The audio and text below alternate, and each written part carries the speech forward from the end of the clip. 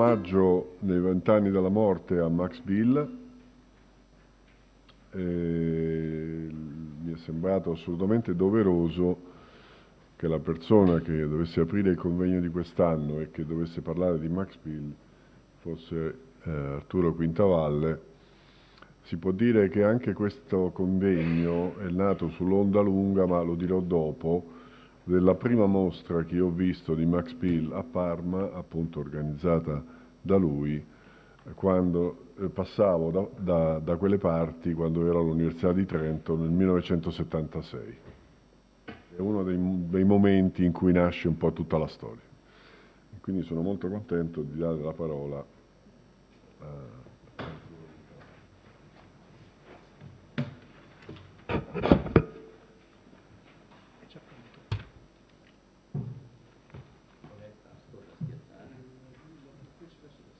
Sì, bene.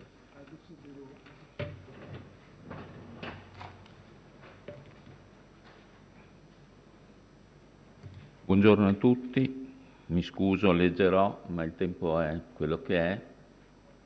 Sono stato invitato a essere estremamente rigoroso. Sono anche un po' fuori barzelletta, nel senso che io sono uno storico dell'arte e quindi parlerò di un nodo che è quello di Bill, che frequenta tra il 26 e il 27, anzi il 27 e il 28, il Bauhaus, e segue le lezioni di Klee e di Kandinsky. A un certo punto dopo sceglie Kandinsky, ma forse le cose non sono esattamente in questi termini. Nel 1951, introducendo un volume su Vassili Kandinsky, Max Bill così ricorda gli anni fra 27 e 28 quando frequenti il Bauhaus a Dessau. Virgolette. Quando entrai nel 27 al Bauhaus, Kandinsky aveva appena compiuto 60 anni. Già prima mi ero chiesto cosa facessero al Bauhaus tutti quei pittori, poiché vi operavano accanto a Kandinsky Klee, Feininger, Schlemmer, Moli, Muce che non è Muce, e Albers. Nonostante ufficialmente al Bauhaus non si faceva pittura. Ben presto mi sono accorto che tutti questi importanti artisti svolgevano un'attività pedagogica che in parte non aveva rapporto stretto con la pittura. Così Kandinsky insegnava una teoria della composizione che si basava sulle conoscenze dello sviluppo dell'arte. Un insegnamento del disegno sotto la sua guida consisteva nel comporre, a partire dagli oggetti più svariati, una specie di natura morta che poi gli studenti disegnavano, ma rispettando la struttura dell'insieme. Nell'insieme non si trattava di composizione, bensì analisi dell'esistente. Fine della citazione. Bill dunque prova a frequentare quelle che al Bauhaus sono chiamate classi libere di pittura. E ancora citazione. Entrai nella classe libera di pittura di Kandinsky e di Klee. Ciò significa che una volta alla settimana si portano le ultime invenzioni da Kandinsky e da Klee. Klee aveva molti studenti, Kandinsky ne aveva un numero inferiore. L'accesso alla sua arte sembrava più ostico rispetto a Klee, arte che in apparenza poteva anche servire da compensazione al pensiero razionale degli studenti del Bauhaus. Fine della citazione. Dunque Bill ha ben chiara, almeno nel 1951, la differenza fra l'insegnamento di Klee e quello di Kandinsky e sembra avere scelto, così scrive, in favore del russo. Su di lui il giudizio è molto chiaro, ancora citazione. Solo allora ho visto come Kandinsky, col suo fare premuroso, tentasse di indicarci la via giusta. Era un uomo con grande disponibilità, prendeva in mano i giovani. Non toglieva dubbi, ma risvegliava in loro la sicura capacità di giudizio, la continua critica e autocritica. Credo che proprio da qui si possa partire per cercare di comprendere le due vie, i due modelli che lo svizzero e il russo propongono al Bauhaus, ma la scelta di Max Bill, come lui stesso la ricostruisce nel 1951, all'inizio fu proprio questa.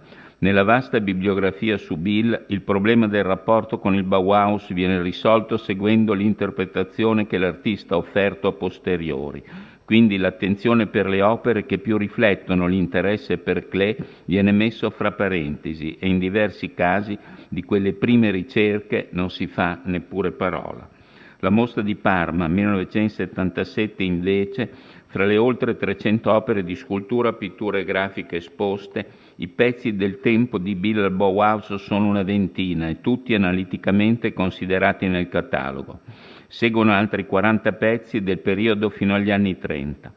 Prendiamo in considerazione alcune immagini. Il regolo calcolatore 27 è un piccolo disegno firmato 10 x 10 cm rimontato su un foglio più grande su cui stanno il titolo e di nuovo la firma. L'immagine è costruita attraverso un sottile contorno continuo che si ritrova in Ragazza civettuola, 1928, un piccolo olio sul legno dove gli occhi sono due triangoli gialli, l'uno verso l'altro verso il basso e la bocca un rosso rombo. Ancora, autoritratto nel 1927,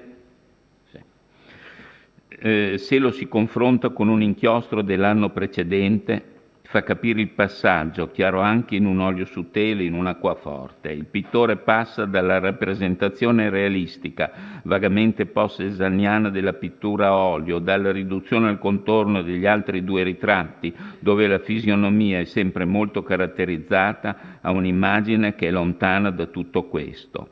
Vi è stato un salto, un cambiamento di modello, un incontro con ricerche diverse e certo rivoluzionarie. L'autoritratto del 27 non propone più la riconoscibilità fisica, dilata le labbra come in una maschera negra, usa il tratto continuo per costruire una specie di arco che dalla sinistra sale al capo, un altro tratto ondulato taglia gli occhi, un azzurro, l'altro segnato da un punto rosso. Cosa sta succedendo? Nelle immagini del 28 il processo appare portato ancora più avanti. È forse un volto canto profondo, segni sottili, tempera rossiccia su carta, e cosa sono? Due somiglianze, ancora un disegno dal tratto sottile, un nodo, un intreccio di linee contro fondo azzurro dove la somiglianza è forse fra un cerchio e un rettangolo in basso collegati come da un nastro continuo. Un altro indizio, il disegno applicato sul foglio e il titolo e la firma sono segnati sotto secondo uno schema ben riconoscibile, lo vedremo, e che torna in molti altri pezzi. Ma prima di indicare l'artista al quale Bill fa riferimento, analizziamo alcune altre opere. Così, in Canzone di una notte di mezza estate, anzi di estate perché la traduzione è sbagliata. L'idea forse è di rappresentare un paesaggio, ma insieme anche una scansione musicale, un tempo lungo, una specie di durata ritmica che la tecnica sottolinea. Si tratta di un disegno a penna acquarellato su stoffa, anche questa una tecnica non certo usuale. Sempre nel 1928 è la città di Montagna abbandonata, un acquarello su carta. Il tratto sottile delimita un rettangolo dentro cui profili chiari come di edifici. In altri disegni il blocco unitario si frammenta in nuclei, così in divisione e moltiplicazione 29 forme come ameboidi sono segnate in bianco e nero su fondo azzurro, mentre in due centri 29 ancora forme analoghe si espandono sulla superficie come a mettere in evidenza l'ambiguità della crescita. Ancora il 1929 è un anno di ricerca dove due vie sembrano contrapporsi. Così dunque l'alquanto antempata Gretel in una sera di chiaro di luna, disegno acquarellato su carta, mostra una figura femminile tagliata da un raggio giallo che ne scandisce il volto inquadrato come da una finestra. Nello stesso anno una maschera e un testo molto diverso. Una forma ovata bruna dentro un'altra forma ovata bianca e poi sopra un rettangolo con all'interno un'apertura. Ogni riferimento naturalistico è lontano, lo spazio è quello dei colori e delle forme sovrapposte su livelli di profondità diversi.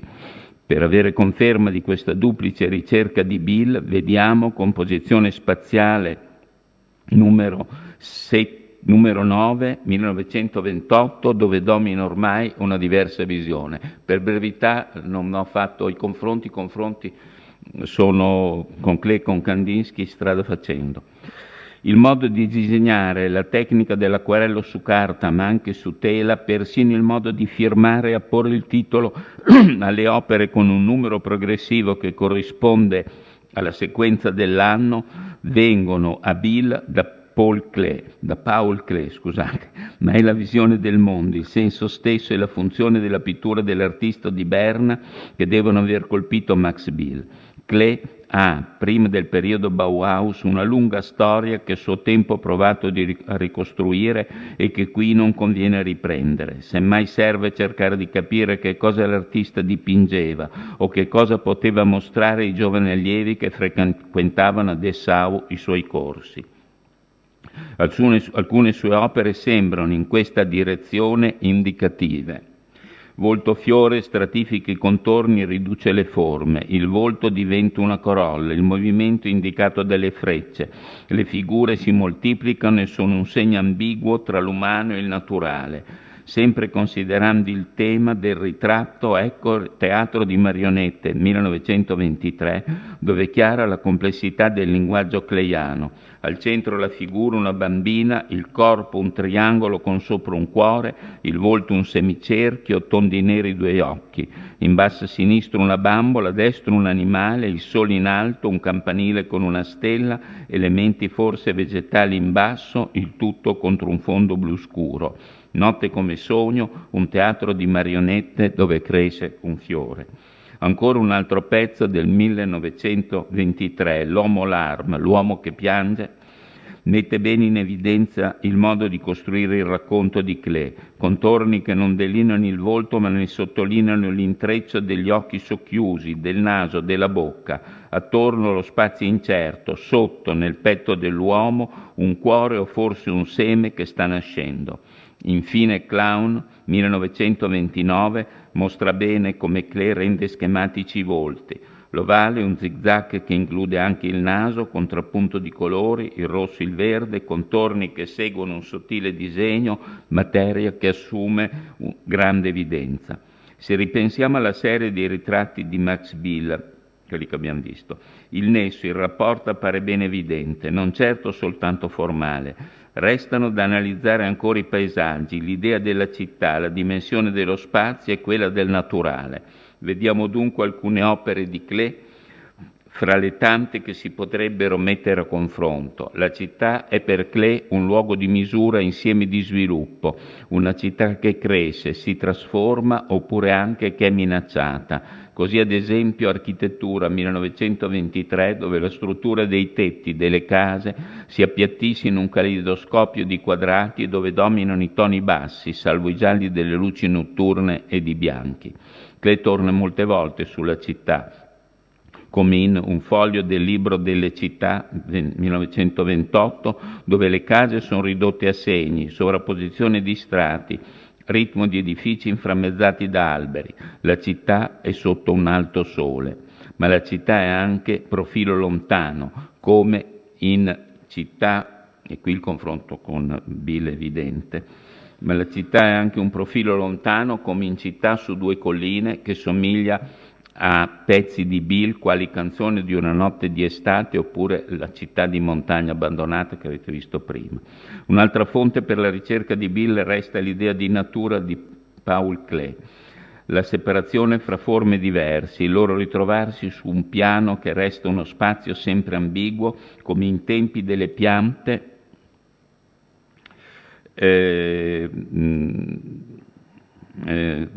un interno, la finestra a sinistra e poi come degli isolati germogli, dei fiori che vengono crescendo nella prospettiva scorciata. Un sistema di segni che deve aver molto colpito Max Bill, lo confermano altre opere di Klee, cito soltanto Il serpente sulla scala, 29, dove alberi, un solido in prospettiva, una lunga scala, una luna posata su un cerchio, forse un sole, profili schematici di alberi si distribuiscono in uno spazio sospeso. Proviamo a considerare quello che negli stessi anni Kandinsky viene dipingendo dopo la trasformazione delle mitiche vedute del primo decennio Novecento, immagini come di fiaba di una campagna russa popolata di viandanti, di izbe, di chiese, di villaggi che diventano evocazioni di ritmi, quelle delle improvvisazioni e delle composizioni, titoli che l'artista assegna a sequenze intere di opere con evidenti riferimenti musicali. Non ho messo le immagini per brevità, comunque sono notissime. Si tratta di una ricerca che data dagli anni attorno al 10 fino al 14 circa e che si trasforma poi in forme lontane ormai da ogni riferimento al reale. Vediamo dunque solo pochissime opere degli inizi degli anni 20, cioè le opere che Bill poteva vedere nell'atelier di Klee di Kandinsky. Come composizione settima, 1923, delle evidenti linee di forza ma ridotte a geometrie, a schemi, o ancora giallo, rosso, azzurro, 25, dove si fa evidente lo scontro fra singoli elementi geometrici e forme ameboidi, memori di un dialogo col naturale. Altre opere possono aver stimolato l'attenzione di Kandinsky, soprattutto per il loro sospeso gioco di geometrie, come alcuni cerchi o Silenzio dello stesso anno, dove sembrano tornare qualche elemento schematico della crescita che sottolinea il dialogo fra il russo e Klee. In Teoria e forma della figurazione, Paul Klee opera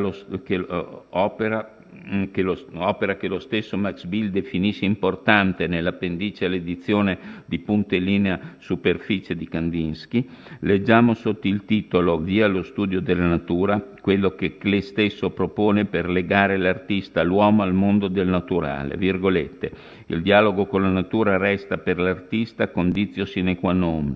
L'artista è uomo, lui stesso è natura, frammento della natura nel dominio della natura.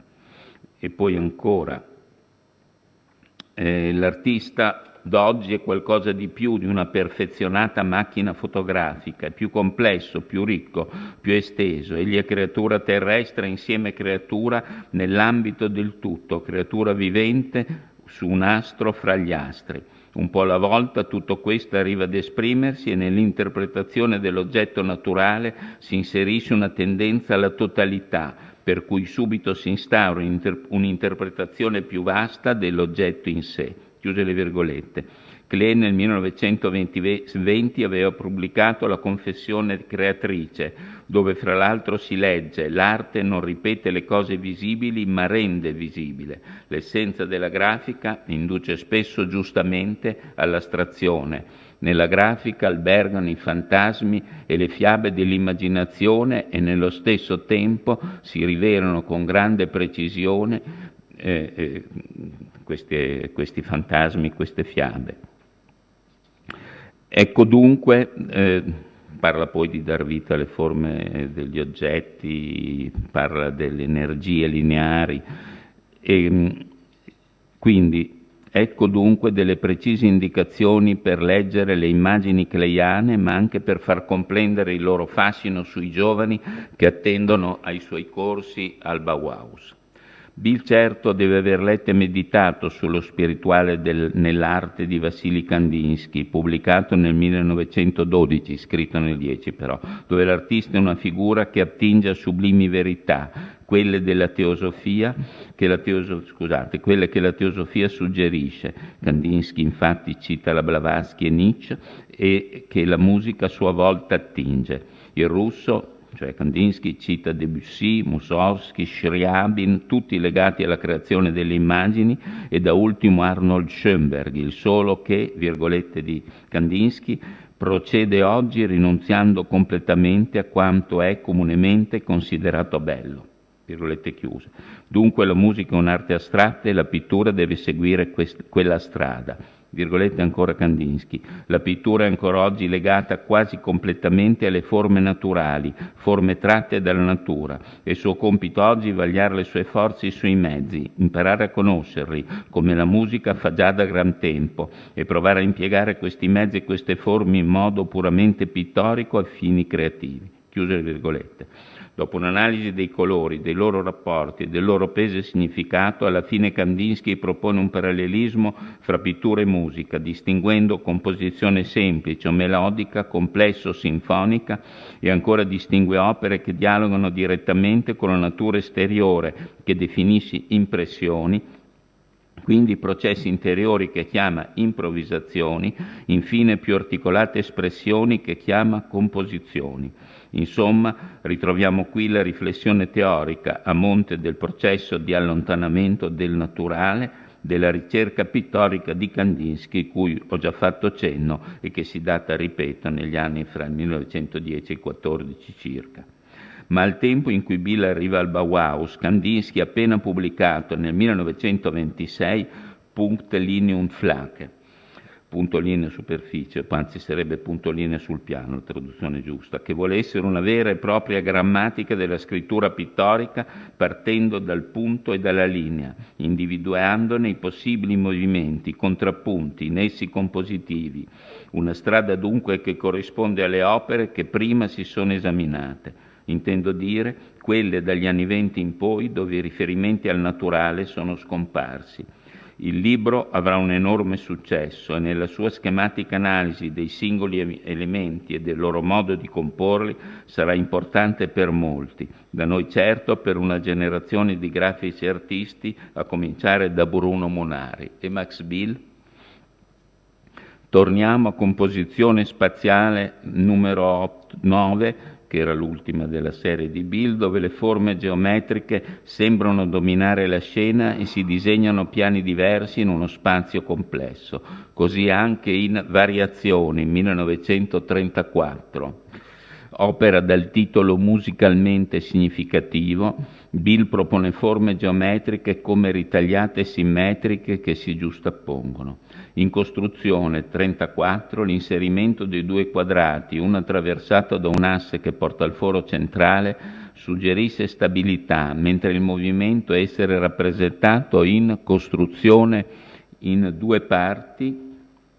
34 nella diversa spazialità in prospettiva dei ritagli bianchi di costruzioni in nero. 39 una riflessione del 1949 di Bill dal titolo, virgolette, Il pensiero matematico nell'arte contemporanea, chiuse, riprende il problema attribuendo a Kandinsky l'inizio della nuova progettazione dell'arte, cito Bill, il punto di partenza per una nuova concezione è dovuto probabilmente a Kandinsky, che nel suo libro Über das Geistige in der Kunst, lo spirituale nell'arte, propose nel 12 le premesse di un'arte nella quale l'immaginazione dell'artista sarebbe stata sostituita dalla concezione matematica.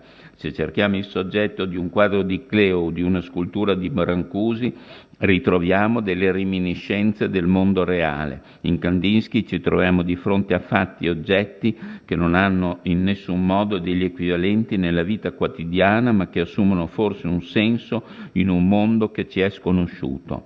È stato Mondrian infine ad allontanarsi di più dalla concezione tradizionale dell'arte. Chiuse le virgolette. Più avanti Bill respinge l'opposizione fra arte e matematica facendo riferimento alla musica, in particolare a Bach. Cito ancora, virgolette, una volta di più si può solo citare Johann Sebastian Bach, che proprio con dei mezzi matematici ha dato forma alla materia suono creando delle strutture perfette. E poi un poco dopo, il principio dell'infinito, ricorso indispensabile e vitale per il pensiero matematico e fisico, lo è anche per la creazione artistica, e in questo senso si creano oggi con i mezzi dell'arte nuovi simboli che senza dubbio avevano già il loro fondamento emozionale nell'antichità, ma che forse più che ogni altra possibilità di espressione dell'essere umano possono soddisfare il mondo passionale della nostra epoca. Quindi dice che tutto questo non è formalismo, ma pensiero, idea, conoscenza convertiti in forma. Queste cioè non sono delle sostanze esistenti in superficie, ma l'idea prima della struttura del mondo. Fine della citazione di Bill. Dunque Bill, che cita Kandinsky, in realtà sembra far riferimento a Paul Klee e al testo della confessione creatrice che prima ho in parte citato. Forse c'è ancora altro in questa terminale riflessione di Bill, che torna più volte attorno al tema del quadrato, e qui ci serve a fare l'iconologia di Bill e del quadrato, cioè discutere come arriva questa forma che si ripete per decenni nella sua produzione, come appunto in Quadrato Rosso, un'opera che data dal 46 all'84, matrice di decine di altre confrontabili ricerche dove la concentrazione dell'assoluto diventa movimento, contrappunto fra il rosso, il nero e il bianco dell'immagine, evocazione di Malevich forse, certo distacco dall'assoluto equilibrio di Piet Mondrian, salvo la fase finale, quella novaiorchese, cioè il New York Boogie Boogie e altri. A questo punto voglio proporre qualche riga di un testo di Bill che lascia nel 1956, come è noto, la scuola di Ulm, virgolette, una divergenza che si manifesta in maniera decisiva nella concezione totalmente diversa su cui si basa l'intero impianto dottrinale, chiuse le virgolette. Bill confronta il programma dell'Istituto Superiore di Progettazione di Ulm fino al 1956, quando l'aveva diretto lui, no? Con il nuovo programma dove, virgolette, mancano quelle componenti fondamentali fornite dall'allenamento estetico, ovvero dal cosiddetto training e sperimentazione nel campo dei fenomeni percettivi e dagli esercizi e analisi dei metodi elementari di rappresentazione. Chiusa la citazione.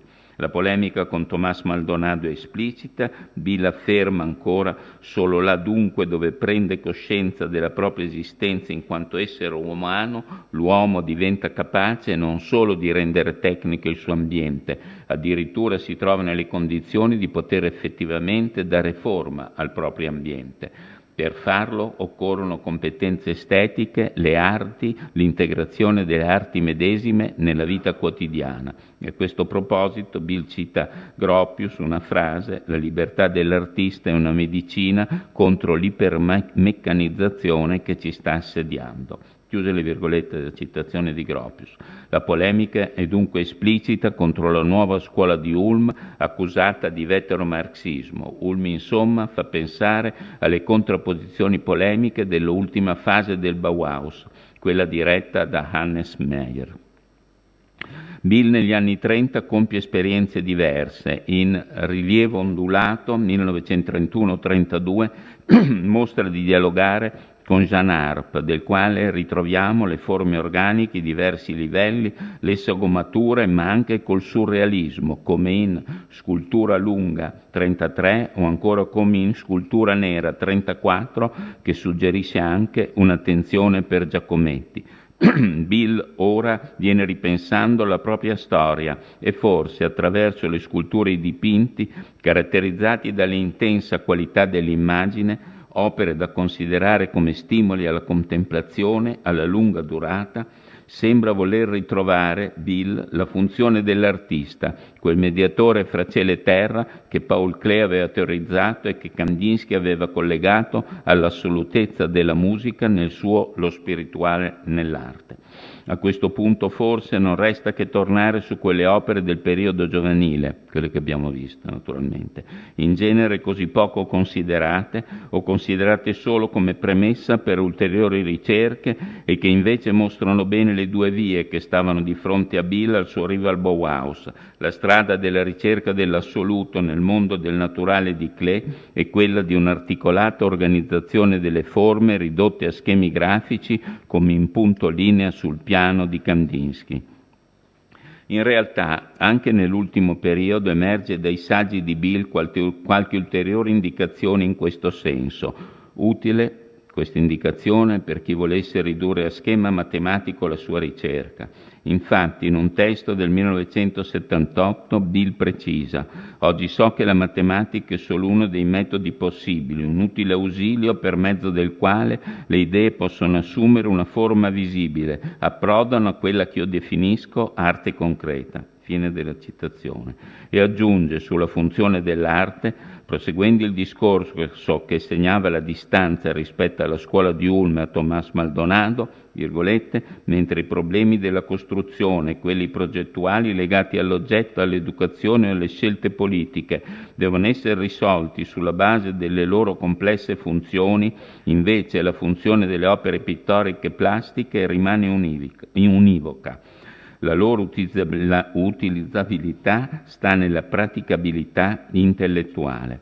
All'interno del nostro mondo, fatto di oggetti orientati alla fruibilità materiale e all'opportunità commerciale, queste opere si spingono oltre, diventano oggetti preposti a un uso mentale. Chiuse le virgolette.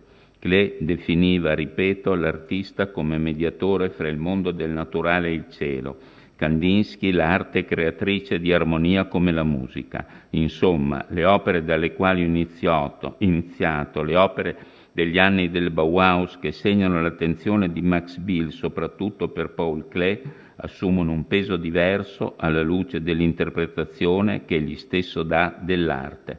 Dialogo dell'artefice con l'assoluto. Vi ringrazio.